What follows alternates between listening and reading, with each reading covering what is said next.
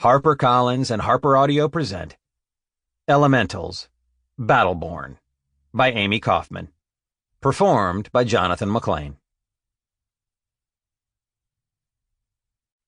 Chapter 1.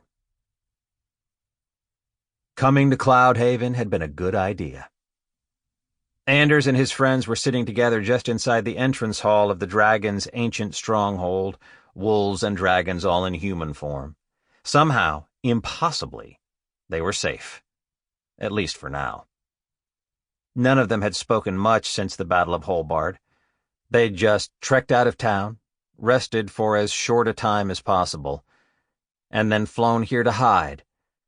Dragons exhausted and wolves shaken. Most of Holbard had been destroyed today. The city left in ruins by the clash of the Snowstone and the Sun Scepter. There had been injuries on all sides. Everyone was hurt and everyone was afraid, and Anders knew the only way out was to convince all his friends to work together, to stop the fighting once and for all.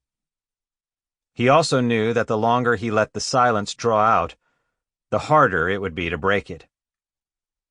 So, when his voice interrupted the quiet, the others blinked and looked up.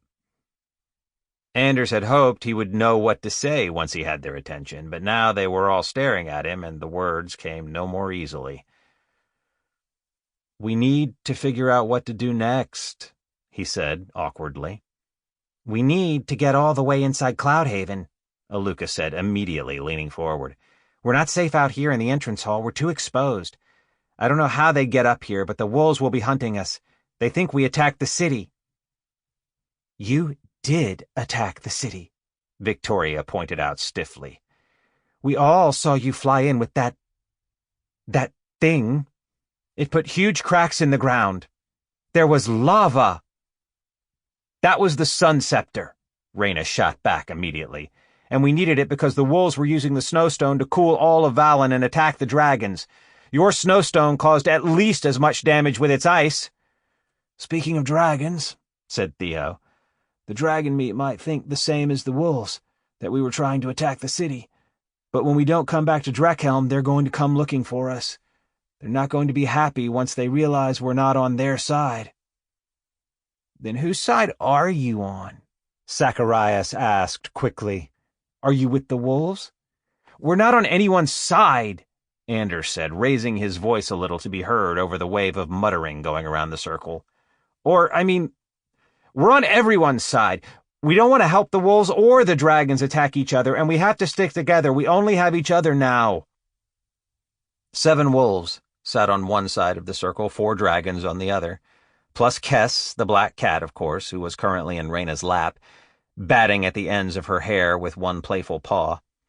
Of all of them, only Kess seemed to have no worries. It was night, and their faces were dimly lit by the row of runes that circled the big room just below the domed stone ceiling. The runes were carved into the rock itself, and they glowed a gentle turquoise. Anders ran his gaze around the group, letting it rest on each of them for a moment in turn. Reyna was leaning against her friend Aluka, her head resting on the bigger blonde girl's broad shoulder.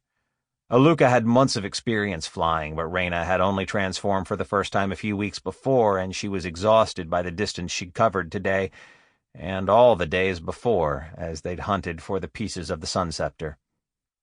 Anders saw Aluka swallow hard. The last they had seen of her father, Valerius, he had been badly injured. The Dreklide, Leif, had been helping him struggle back toward Drekhelm.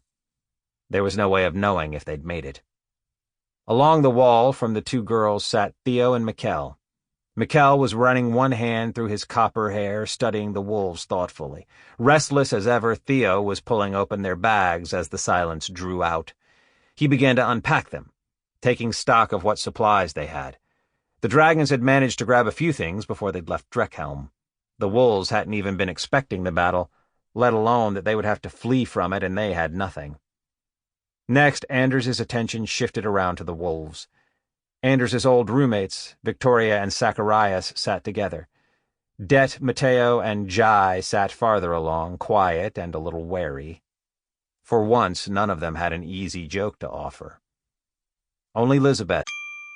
Sample complete. Ready to continue?